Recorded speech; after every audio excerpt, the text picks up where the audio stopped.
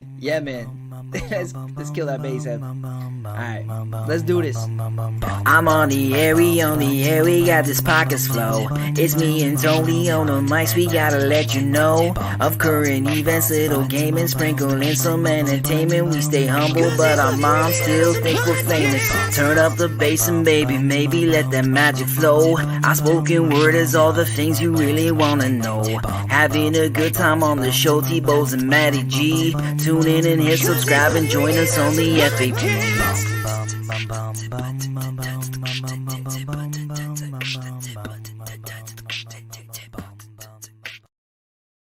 Welcome, everybody, to the Freaking Awesome Podcast. I'm your host, Anthony Bowes, and we have, of course, today's show is brought to you by CR Sabers and Blue Bulls Outer Rim Saber Parts Shop for all your lightsaber needs. If you're ever looking for a lightsaber, something that's a little bit custom your own, make sure you check out CR Sabers and Blue Bulls Saber Parts Store. Before I go any further, though, let's talk about today's guest. He's been very nice to give us a little bit of his time out of a very crazy schedule, no doubt, with everything fitting back up. But we have an international musician today. His name is Omar Kamal. He is labeled as Palestine's Frank Sinatra, and for so many amazing reasons. And I can't wait to get into it today. Omar, thank you very much for joining us today. Hey, man, thank you. Good to be here. I must say before you start, that's an awesome theme tune. Is that you singing? No, that was Matty G, actually, who did that, and he's a bit of a musician himself by trade. Yeah. He does all his own beatbox and stuff like that. I did write the second part of the theme song, but the rest of it was all him. So props out to Matty G. Of course, he's super good at that type of thing. Yeah. So wow. I mean, I got to tell you, I don't even know where to begin with you because I'm a huge fan of the jazz genre, and of course, the old crooners like Frank Sinatra and Dean Martin and the Rat Pack and everything. So being able to talk to you today is actually quite exciting for me because I'm a huge fan of your work. Like I have not seen anybody bring back such a classic sound like that, and especially in today's music. And so big kudos to you. And I have to ask you, like, I'm truly interested. Because I would imagine by looking at you, we're probably similar to the same age. You might be a little bit younger than me. I don't want to make you sound too, because I got a little bit more gray happening. I might. They say I look older than I am. I always get higher than what I am. But it's yeah. Well, you're spot on. Yeah. I shouldn't have been listening to Sinatra and the likes at age 13, 14, but I did. So yeah. So I mean, I remember my grandparents, you always hear some of the older music that's happening when you go to visit your grandparents, but being a child of the 80s and stuff, I was more mixed into 80s music, but always had that love for classical music. Like, and I say classical, to me, like the crooner ages, like the 40s and 50s are classical. I'm not generally talking like the Bach and the Mozart and stuff. No. Traditional classical. But such a unique sound that it's something actually I appreciate more now as an adult than obviously I did as a kid. But how did this come around for you? Like, how Sinatra of all people? I mean, it was, of course, we Sinatra sometimes is a nice umbrella to kind of get everyone that you mentioned some of them, everyone kind of underneath that. But it's obviously the Great American Songbook and the swing and the jazz and the whole history is of course, as much as I love Sinatra, we can't also narrow it down to one thing. It's a beautiful era, beautiful world to actually live in, even if in your own little dream world, Yeah. So that was it for me. It was kind of a ticket into that dream world back in time. Yeah. And being kind of, I started with a bit of a classical background, playing classical piano. So I suppose that the natural transition from that world is jazz and swing, because that's definitely what came straight after that era, I guess. Things in between. So big band and everything. Yeah, exactly. It's Tommy Dorsey and all those guys. So it was pretty good to kind of jump into, from playing the piano into singing. Kind of in what I've just described, from the classical piano into singing jazz and swing. So Yeah. it was pretty exciting to listen to all the records, and I was listening almost religiously to all the all that music, and I was just suddenly I just decided I'm into that for the long run. Yeah, yeah. So I mean, it's just quite interesting because generally of the era, kids have a tendency to go towards something that is popular by everybody at that point. And I can only imagine, like, what was it like being like 13 and you got your friends, and here you're sitting and listening to a much older generation of music while everybody's listening to something a little bit more trendy or upbeat. Like, were you kind of like ridiculed or something for that? Or your friends like, what are you doing? It was pretty strange, and I tried to keep it on the low, to be honest with you. There I was, in school, like in the recess or something, humming some Sinatra tune in my head, and everyone's just running around being silly. Yeah. I was that too, but it was kind of, I suppose, without sounding too kind of, what's the right word, kind of self-absorbed or indulgent or anything like that. It was kind of a nice exclusive place to be, because you knew that you had that world that's just yours at that point. And I grew up in Palestine as well, so you can imagine as well that the gap in that kind of world of music. So even if other kids were listening to classical music, it certainly wasn't jazz and swing. It would have been classical, maybe Arabic music. So it was kind of and like I said, the link was me being in that Western classical piano, and like you said, the Bach and the Mozart and the Beethoven. So it was kind of very close to that. So it was a little exclusive world that I like to live in for a little bit growing up. Well, it's definitely a very interesting one because, I find that time period was, in my opinion, like the most romantic time period. It was like the days of jazz and swing, and there was so much going on in the world to begin with at that point. But the music itself was just such an escape. So quite interesting for you, years later after it's they're composed, that you still of course enjoy that escape, but in your own little world at that time. Right? Yeah, exactly. And to me, actually, at that point, maybe now I understand a bit more. At that point, I couldn't understand why everyone else doesn't, fall in love. It's true. It's music. True. It's just so sweet, and the attitude, and it was great. There's the romance, of course, but there's also the attitude and the type of stuff that also teenagers get into. But obviously, teenagers weren't buying into that. They wanted the I don't know what they were listening to at the time, but don't get me wrong. I wasn't like very. I knew what was around in terms of music. I'm always pretty. Even what I do today in my music is always very diverse. It's almost world music more than jazz. So let's just make it clear it's not kind of pure jazz or anything like that. Yeah. But I certainly spent a lot of time there.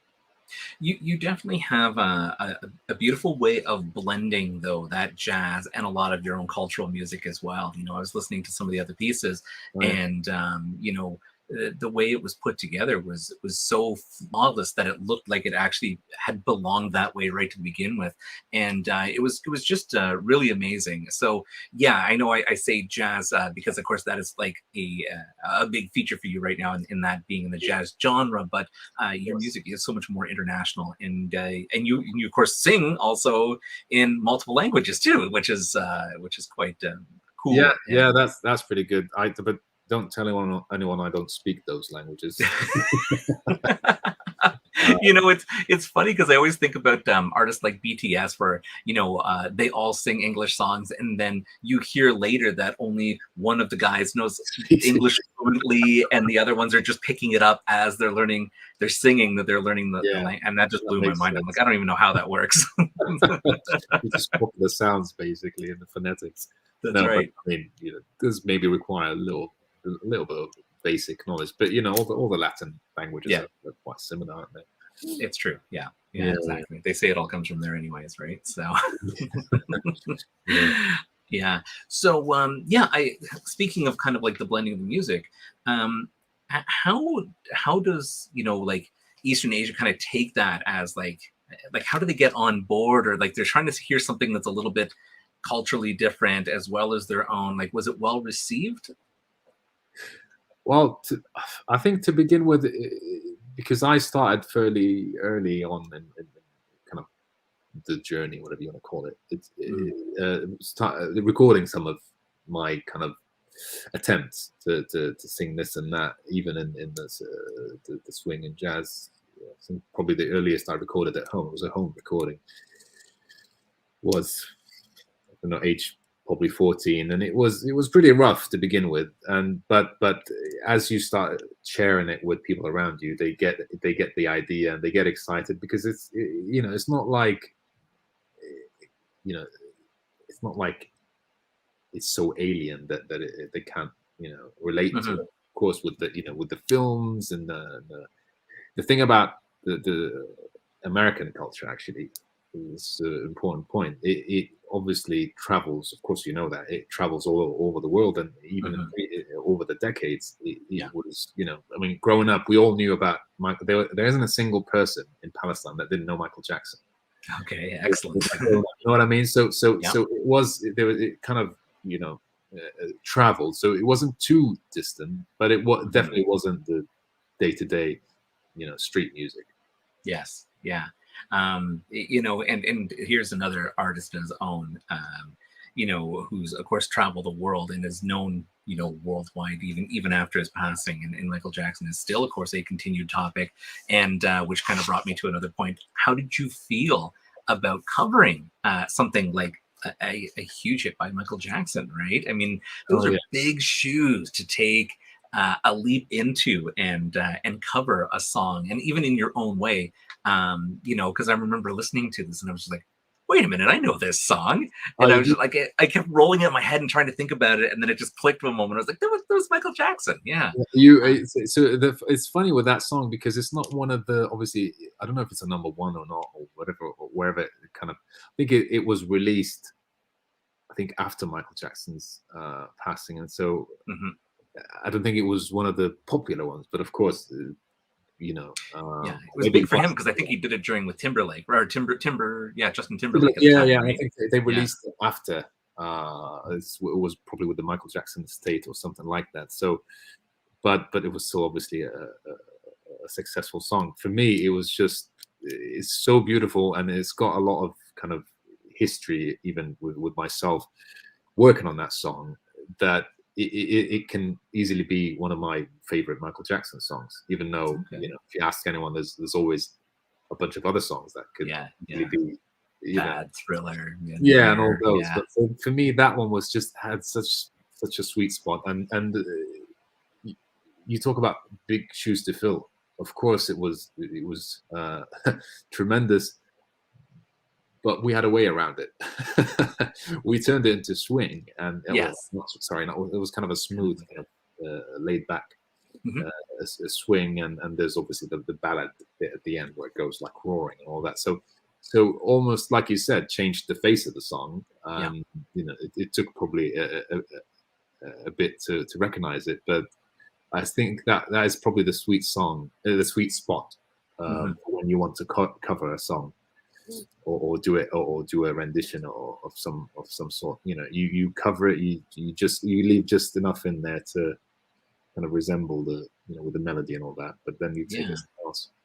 Do you ever feel kind of nervous about doing something like where you really are inspired by someone's song and you want to make that your own, and you're just thinking, oh my God, what if people don't like it? And it's it's going over with someone who you're just like, again, there's a comparison of Michael Jackson and a voice of the crooners of Frank Sinatra and Dean Martin and like, it's crazy when you really get down to it. I mean, like you're crossing genres and feels, and at the same time you've really well encompassed the feeling and that story behind the song, and made it your own into something that was now a new kind of timeless piece. It is a bit it is a bit crazy, but it's also I feel like it's good. Obviously, it's not about where you reach in your career. That's all nonsense, But in order to kind of make big strides in whatever you're trying to achieve, at least in music, it's nice to kind of put yourself some big big shoes to fill, like you just Yeah. said, you know. Setting that bar high, right? Yeah, and there's no reason. I mean, that whole thing with the Palestine Sinatra and all that. I mean, that's just some media thing that someone came up with, but Mm-hmm. it's, you know, Kind of it's flattering though. it is flattering, but you know, it's sometimes it's a bit of a, I don't know if it's right to call it a gimmick or something like that, because Mm-hmm. what we're trying to do, with me and the people around me, is obviously have a journey in music, explore. You know, you'll hear me do Sinatra and then suddenly doing Michael Jackson and maybe something else and Arabic and different. So it is a journey that doesn't really need to be maybe trying to relive anyone's career or life, but back to your point, it's such a tremendous honor. It's not like what I'm saying, it's not rising above it, it's just acknowledging the fact that, yeah, maybe you need to just kind of come out of it a little bit, but it's there, you know. Yeah, for sure. So I mean, it's kind of interesting how at the beginning you were saying, oh, you know, people tell me I look a little older than I am, but I feel like that is also the look of the 40s and 50s, right? I mean, I go back and I look at old news articles, and you see some people like, oh, this soldier, he was 18 years old. I'm like, 18 years old? He looks like he's 42. Like, what? I think it was just something about that time period that young men looked so much older and distinguished, right? It's the hat, the pinstripe suits. I mean, you have got pictures of yourself with that classic kind of look and feel, and I'm like, damn, that is a sharp looking man. A sharp looking middle-aged man. Yeah. Well, I mean, I feel like you kind of wear it a little bit better than they did at the time. So yeah, well, you might be right. I think it's probably a mindset thing as well. You feel like you want to be, you know, older and face the world. And now it's probably different. Even like the newest generation is, you know, you kind of you end up looking like a teenager for the good part of your 20s, I suppose. But I don't know. I mean, I'm just, no, it's good. So you were talking about like a bit of traveling, you're moving around. Now, when I was looking at, of course, some of your kind of, I don't want to say non-jazz, because I mean, I still feel like they have a bit of a jazz feel, but when they're a little bit more, different. Now, I can't say that I'm the most advanced when it comes to cultural music. I know I'm one of those people that when you hear something and it doesn't normally sound to something I'm used to, I rather like it, or I find things that I like in it. But I feel like some of the songs I was listening to that are, a little bit more Islamic or something, that they still have that jazz feel. It still sounds different. And of course I'm listening to that while I'm working, and I'm just thinking, I felt so small almost, because it was just like there's so much more music that of course I was not maybe necessarily owned to, or would have never thought of even listening to if I didn't happen to follow down your YouTube channels and listen to all these other songs. And I'm just like, really, this one's his too? This is amazing. Yeah, well, that's beautiful, man. I'm glad you spent the time listening to some of the music, because this is and it's interesting what you said about the kind of the little jazz nuances or influence in it, because it is, I think, something that not with clear intention, but it is something that I do in a lot of these things, because that's, first of all, that's the background, but also it's a nice crossover. It's a nice place to be in between, you know. You can speak that language and that language at the same time, you know.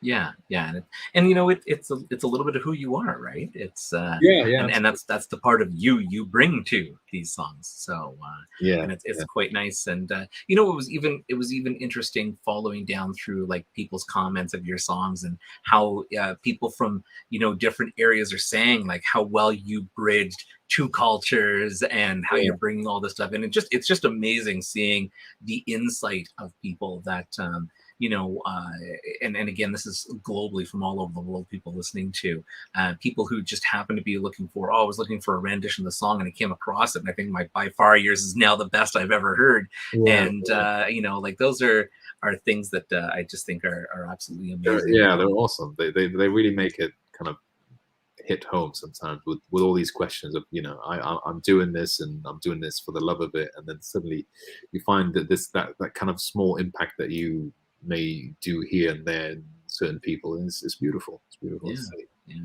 Well, I think that's when you kind of feel accomplished as a musician, right? Like you've reached out, you're touching people, people are falling in love with like the voice, the song, the lyrics, the new way you've put things together, and that's truly a sign that you've made it. Like, I mean, even if you're never on, top 10 billboards, which you have, of course, but I'm just saying, had you not been, that I think as an artist myself, that's where I would feel like.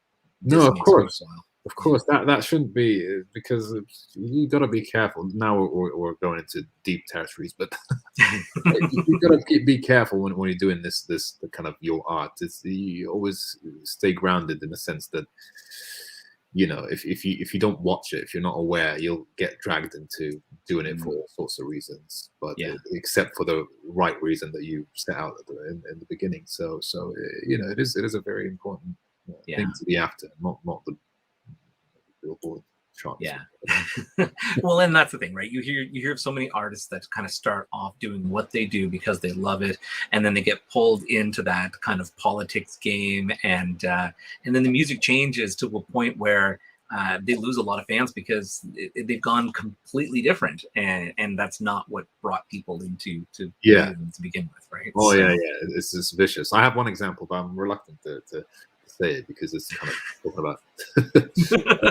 I think he's so big that he wouldn't even mind. But one example is The Weeknd, and sometimes I've covered one of his songs in like a little thing I did a while back, and I loved his earlier music, and this gives you an idea of how open I am to any type of music that actually strikes a chord. But then he it seems like he changed it into something else, and suddenly I'm speaking as a fan, so I'm entitled to say my opinion about The Weeknd as a fan. It's kind of went somewhere else, and although it's probably more successful than all of this other older stuff, but it didn't do it for me. So I suppose that it's interesting. So first of all, Weeknd from Canada, you're welcome. And, a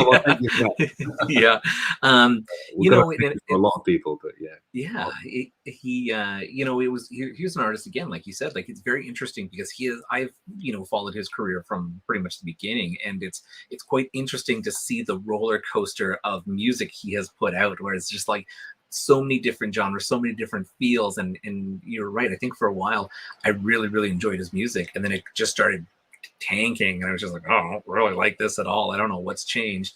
And then it got back into something else that it was different, but I liked it. So it's I feel like all artists do that, but I guess the question is why do people so drastically change their music?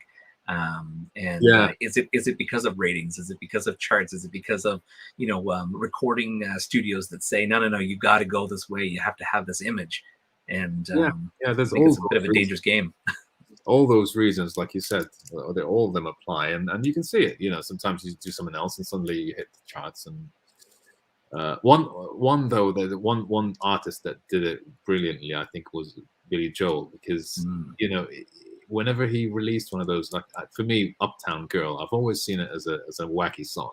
Yeah. But then until I've sat down to play it actually and just give it a go, he writes brilliant music. The guy knows exactly what he's doing, and even when he's writing a pop tune at the time,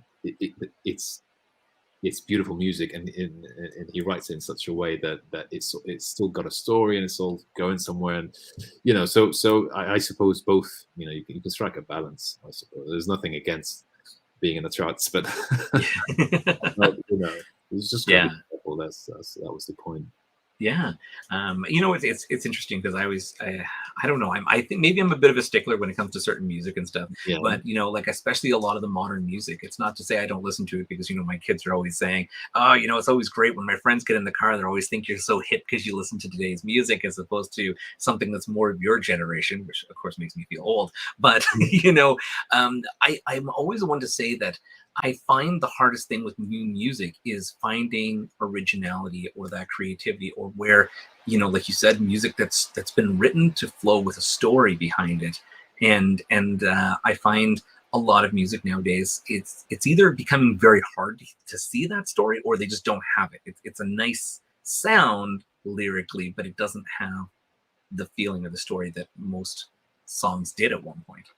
Yeah. Well, because I suppose it's because of the artistry involved. When I say artistry, is that kind of experience and journey that artist makes to write that song. But sometimes now I go through it myself. Believe me, even when I compose and do certain things or try to write a song, you always hear these voices that you're trying to kind of silence, like go away, because you have these voices that are trying to tell you, oh, this is a familiar kind of sound. This is gonna be nice. This is gonna be, oh, this is similar to that, so it will work. And I've tried very hard to push that away, because it needs to be flowing from within, and that's how all the greats wrote the great songs, because it came from an experience, from a pain, from inspiration, whatever it may be, and it didn't come from like 5 people sitting in a room trying to come up with a hit, because it does happen. I'm not saying all of them like that, but that does happen. A funny side note to that, I don't know if you've ever seen this, but if you YouTube, there's an Australian musical group. They're a musical comedy group, and they talk about how every hit song in creation was the same 4 chords. Yeah, I know that one. And it's, I think it was one of those things that when you hear it actually played and all the songs brought in, it blew my mind, and I almost was just like, I gotta know, is there any truth to this? Because just amazing how many people use the same 4 chords. That's right. But not to go, it's kind of not to go against what you're saying, but also if you think about it, there's only 8 notes, as they say, or that's right, in a chord, and whatever in between. So it's true. So it's always a 50-50 chance at this point. And it's amazing actually what humans can do with kind of the same notes, the same 4 chords, like you said, and all of these songs can mean a lot of things to a lot of people in separate and different ways. So it is actually the beauty of this whole thing, because growing up, I was very young, thinking about like music and all that. I couldn't realize how there's an unlimited amount of songs that could be written. Surely there has to be an end, but there isn't, because there's always each different experience, each different the lyrics and the music and all that. So. Yeah, and everybody's got their own kind of flow to it as well, right? So now, one thing I had to ask you about, you had did a concert at the Great Pyramid of Giza, and so one, very cool, that blew my mind. Even just seeing an outdoor kind of event like this, it's so awe. You're in awe when you look at this, and the photographs are so amazing. But I had to ask, what are the acoustics like around somewhere like that? Like, was there like some major things that you had to overcome, thinking, oh my god, how am I going to do this? It's just like so open. And well, funny enough, we had a brilliant Italian front of house engineer. God bless his soul. He passed a few years ago. Well, so shortly after that show, and he did such a brilliant job that day that it was probably better than a lot of the other stuff that we did. That it was just, for some reason, it worked. And another thing was the energy, and I don't necessarily believe in that particular part about the pyramids story, because they say that it's got the energy and it transmits all of that, and that's why they built it and all that. Yeah, but we all felt it. It's kind of the energy in the air, the delivery in the songs. There was kind of a bit more, let's say, a new source that I certainly could tap into, vocally. I'm not talking about something really crazy. I'm talking about little kind of. It could be real. It could be just it could be the desert. Yeah. Well, yeah, I was gonna say it's the pyramids, and obviously all around it is yeah. it's But do you find like the dryness of the desert, like do you just like, I got to down about 10 liters of water before I go to sing, or? Well, no, but it was very cold because we did it in end of March. Yeah, that was evening as cold well. at night. To the point, I think that some of the musicians, came back home ill, and Oh no. I think about 5 of them had issues with them. But yeah, it does get very cold at night. But it's you don't think about that when you're on stage. You got the Sphinx behind you. Yeah. I think it's just like you're saying about the energy and how people say like there's the different types of energy, but then just imagine everybody who's there is at something very exclusive to be able to sit and listen to a performance live in that particular location, to be around the pyramids and Sphinx. I mean, that is like a venue. It's almost like going to the one of the wonders of the world, right? And you're here to listen to something that you would not normally hear outside of a pyramid. So just amazing. Like what a life marking moment, right? Yeah. Great experience. Yeah.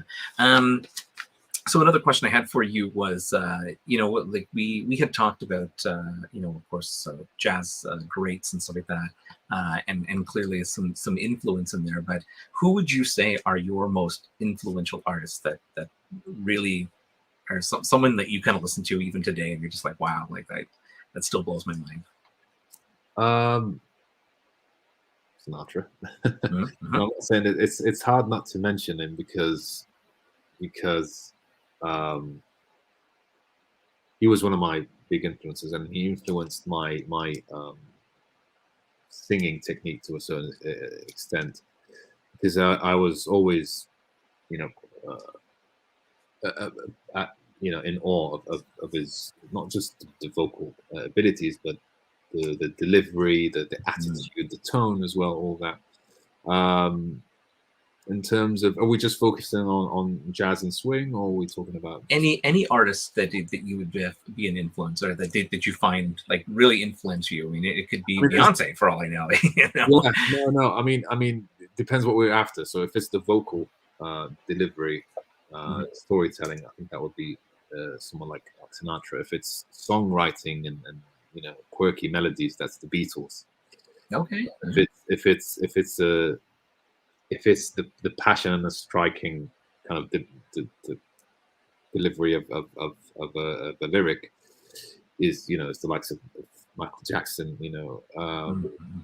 There's so many. I mean, like I said, I'm open to so obviously there's in the Arab world there are names that I don't know if I mention, whether they'll just go over everyone's heads. Or... Well, I mean, if there's still an influence for you, I mean, I may not know who they are, but our listeners are everywhere.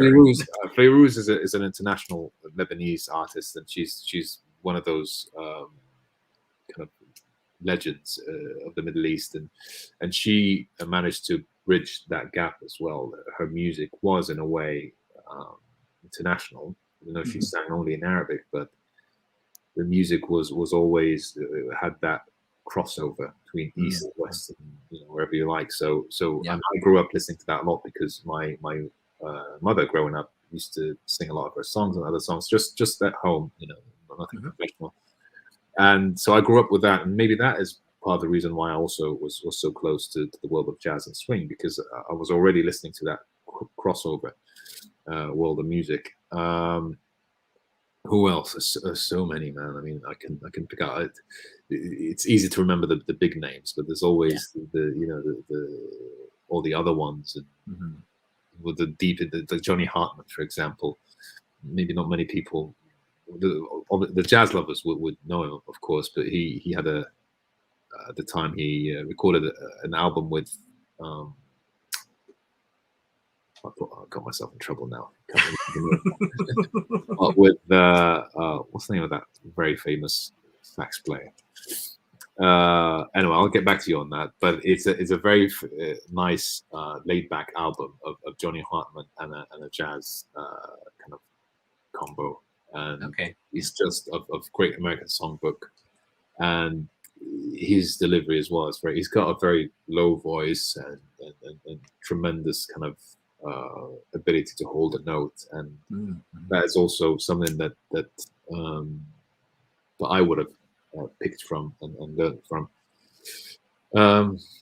Yeah, I mean, we could go all day on this. Yeah. Okay. Well, before we do that, here, give me 1 second. I do have a list of some quick questions I am going to ask you, and it's kind of like a game of 20 questions. Okay. Yeah. Cool. And there's no right or wrong. This is what we call the slightly slower than average rapid fire questions. And so I'll just ask you a series of questions, and you can either give me very straight answers, or if it makes you think of something, we got a little bit of time, so feel free to elaborate. All right. So question number 1. What made-up word would you like to register into the English language? Habibi. Bibi. All right. What would your definition of that be? It's Like, not made how would up. you use it? It's in Arabic. So that doesn't count, right? Well, it could. I mean, it depends on how you want to use it, though. How would you want to use it in a sentence? I would say, don't mess with me. And he says, Habibi, don't mess with me. Okay. All right. Excellent. What's the scariest dream you've ever had? Being on stage, not having any music, not knowing what to do, forgetting lyrics and all that sort of thing. It's like, being an exam, not knowing how to, not knowing the answers. It's kind of shifted to that for me. So being on stage. But you're fully clothed. It's not like you're in front of like everybody and you're naked and you're like, oh, what? No, that's fine. I could still be naked if I knew the lyrics and knew what I was doing. That would be less scary. Then the show goes on regardless. The show goes on. This is a better show. Yeah, a show with a show. That's fantastic. Yeah. If you could have a superpower, what superpower would you choose?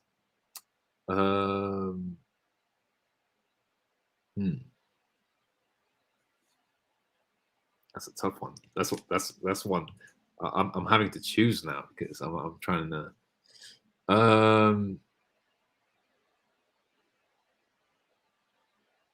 Wow, I don't know. I don't know. That should be a straight answer. Yeah, everybody give me examples. I mean, there's being invisible. There's flying. Yeah.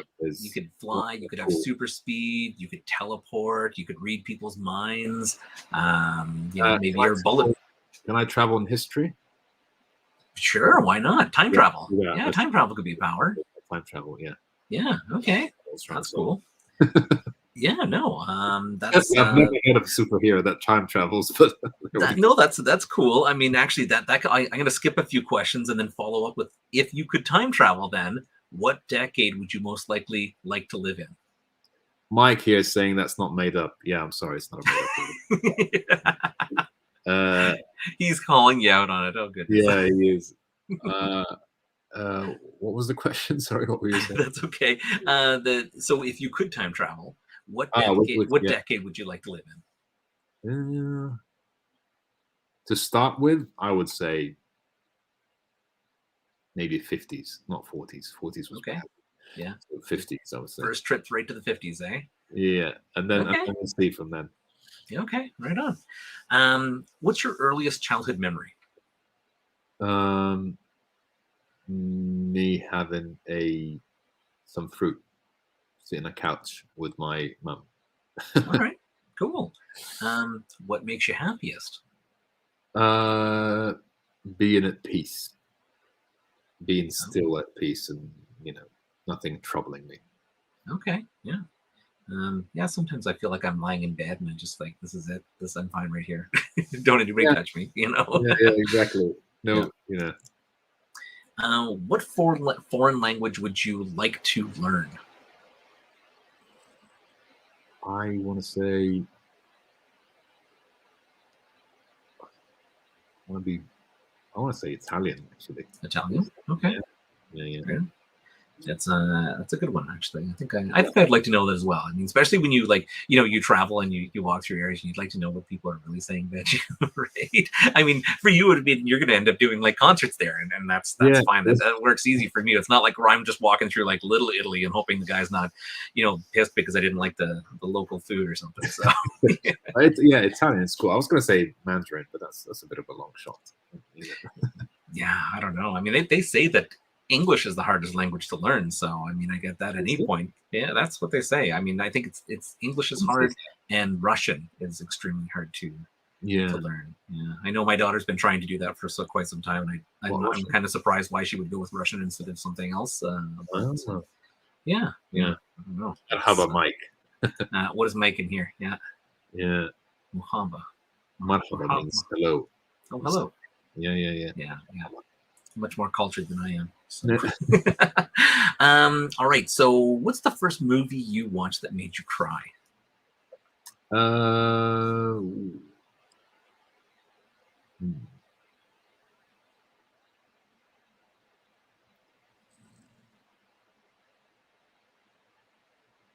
don't know about the first, but there's certainly some that made me cry. I can't remember. I think was it Scent of a Woman or something like that. No, that was wasn't. Was that where you cry? I can't remember. Yeah, Scent of a Woman is a beautiful film. That's a good one. Yeah. I mean, I think the thing I remember most out of that is hoo-ha, but cool. But it's just that moment where he's just facing life and he's blind and he's that was pretty it was a powerful that's moment. Quite emotional. Yeah. Okay, this is one of the newer ones. Apparently this is something people want to know. Are you a type of person who prefers the toilet paper flap in or out? I love it. I suppose. So hang on, what's in, what's out? So in would be kind of over the roll facing you. Out would be over the roll facing kind of away, so it rolls under. Yeah, out. Out. Okay, yeah. So, and it's so funny because when this first came up, we used to joke about it because I'm an out person as well because that's from like having cats, and that if they're going to start playing with the toilet paper, if you do it out, it rolls it up. But if you do it in, it unrolls the whole roll. Then you got a pile of toilet paper on the ground, and that was my whole reasoning of life of why you can't have that. Awkward if it's in. I don't know. Yeah, I don't know. Really, anyway, because then if you want to roll it, you got to kind of bat it away from you, and that's just not a natural thing. So I don't know. All right. Do you believe in aliens? No. I'm sorry. I don't. No. Okay. Interesting. I mean, no. Sorry. Let me rephrase that. I don't know. I mean, because who can say? Yeah. So you may not believe in little green men. I haven't seen one.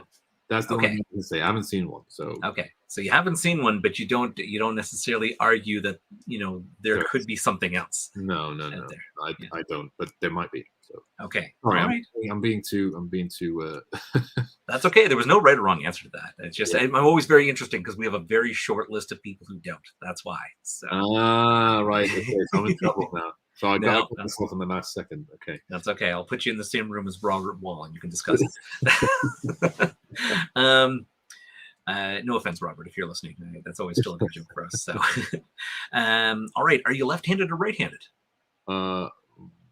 Depends. If I'm playing basketball, I'm left-handed. If I'm writing, I'm right-handed. So I guess I'm right. You're like a fellow ambidextrous person. That's okay. That's good. I mean, but I suppose right-handed then. Okay. Yeah, predominantly right-handed. Yeah, okay. All right. What gets on your nerves?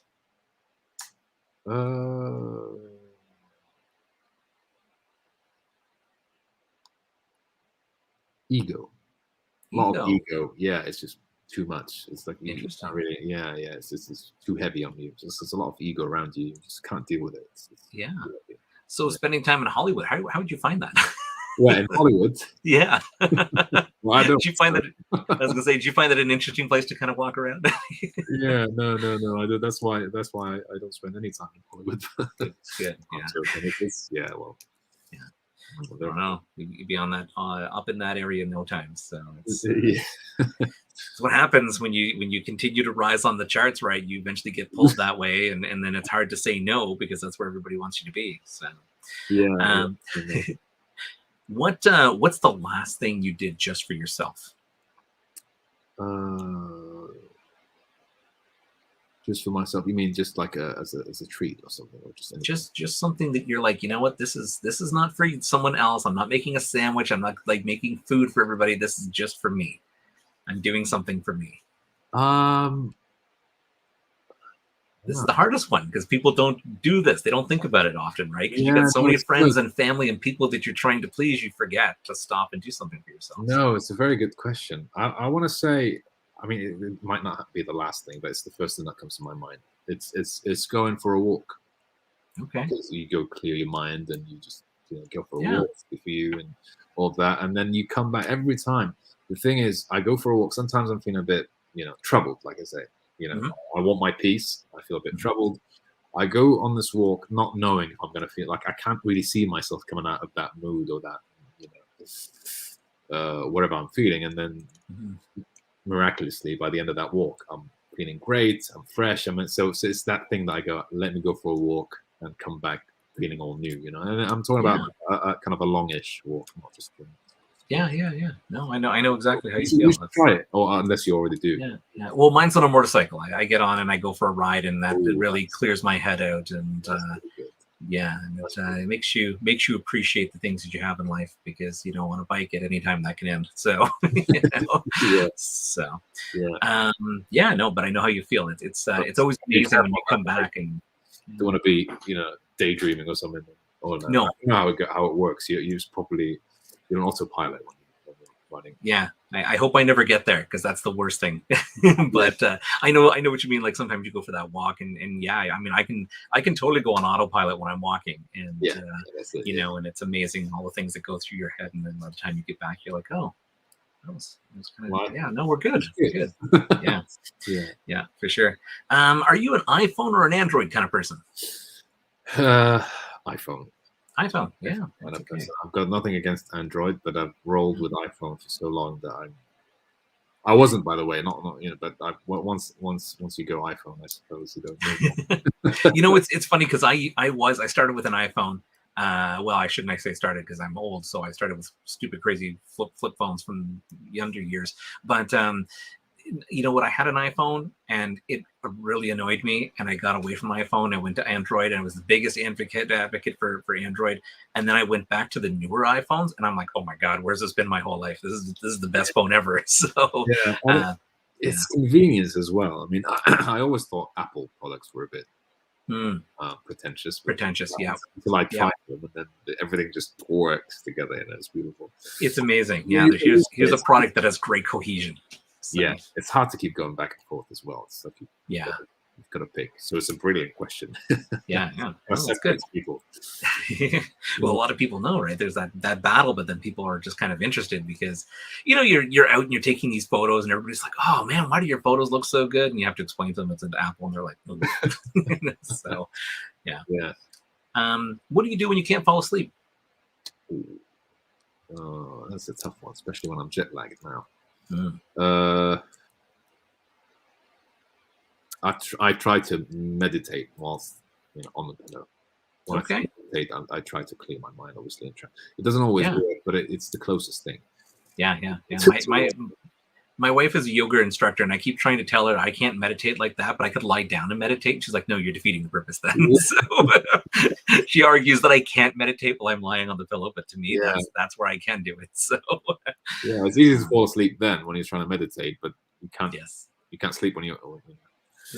I know, it's a catch-22, because she's just going to be like, no, you're just going to fall asleep then. I'm like, but imagine the state of clarity I was at to fall asleep. Exactly. That's it. Yeah. All right. What is one activity that makes you lose track of time? One activity? Yeah. Lose track of time. Okay. Oh.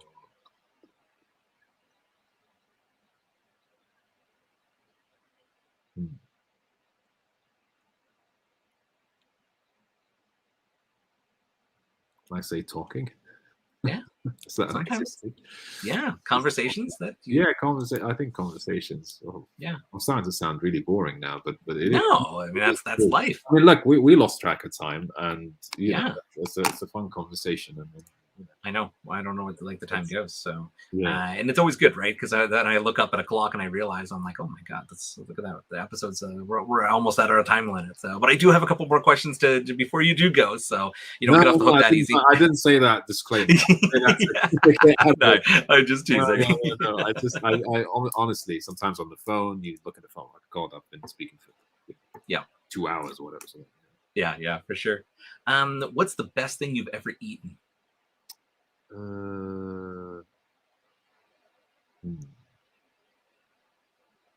Like a type of food, or like as in a type of cuisine, or it could just be like this, like you sat down, you ate something, you're like, oh my god, this is the most amazing thing ever. And it could be something I don't even know the name of it, but then you have to describe it to me. So okay,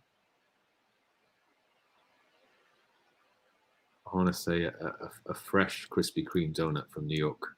Really? That's just because it's so recent. Okay. I thought you were going to say no. It's because I'm sponsored by Krispy Kreme now. So, it's really funny because everybody talks about Krispy Kreme donuts. Up here in Canada, you get them. I think they're finding a Krispy Kreme is like it's like a needle in a haystack in Canada. But I've had a Krispy Kreme donut and I have yet to find what people think are amazing about them. I'm just like some weird sugar coated kind of semi-stale donut. Like no, I don't even, to be honest with you, I don't even know why I said it, because it has to be the best thing I've ever tasted in my life, and it certainly isn't. So I'm gonna retract that donut now. I suppose it's because I was trying to kind of slim down, and I haven't, I've been good, and after a while having a donut, you're like, oh, this is so amazing. That's okay. Yeah, no, I get that. It's and it's true. It's like, you're on a deserted island and you sat down, and it doesn't matter if someone put a blob of peanut butter in front of you. That would be the most amazing thing in the world, right? Yeah. So peanut butter. So that's peanut butter for you then. Yeah. Oh no, God, no. For me, oh my God, I think that the thing I am like one of the best things I've had right now. There's an Indian food place in Kingston, Ontario, that has this samosa that is absolutely phenomenal, and it blows my mind every time I have it. And so I think right up there. Yeah. Well, in that case, if we're doing that, I'll change it into Arabic, just plain Arabic bread, just to kind of go on the. Yeah. Actually, during the pandemic, I started baking our own bread, and it was pretty good. I used a pizza oven, but you get very cool. You do it suddenly, it's amazing. Yeah. There is something about fresh bread and butter that is it's also a pure moment. Like, I'm not a huge bread fan, but I cannot turn down someone puts down hot fresh bread and butter next to me, like it's gone.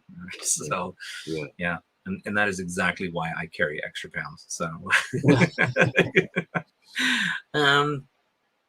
all right. So 2 questions left for you. This one we haven't done actually in quite some time, so I'm going to ask you anyways. Have you ever had a crush on a TV movie character? And if so, who? There'll be a few. All right. Does it have to be like fictional, or does it have to be? It could be anything. Yeah, could be science fiction. Maybe there was some kind of crazy alien. You're like Trinity from the Matrix. Ah, okay, yeah. That's and it's really funny because I think when the Matrix came out, well, I'll be interesting. I don't know if you've seen commercials for the new Matrix out there. It looks pretty good. I have. Yeah. Very excited for it. So I'll be interested to see how Carrie-Anne Moss pulls off that look after all these years. So you might change your mind after this. So well, let's see. You will never know.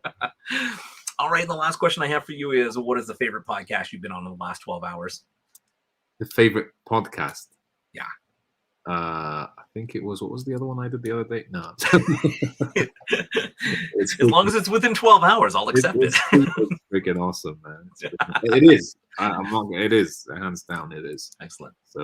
Super appreciate that. It's our shameless plug. We do ask that. It's amazing. We don't always get it, and that's okay. You know, if anything, we have a good laugh when we don't. So we love when that blows up in our face. So, well, that's super amazing. We have kind of reached the time of our show, and I can't hold you more than prisoner than I have already. But do you have any social media, anything that you're working on that you'd love to pitch right now? Well, I am in New York working on a new album. Hopefully, you know, it's a nice project for after the pandemic, and it'll be exciting. It's we're in an exciting phase of trying to figure out, you know, the direction and things like that. So it's pretty cool. Excellent. And yeah, that's pretty much it. Okay. So we're trying to, you know,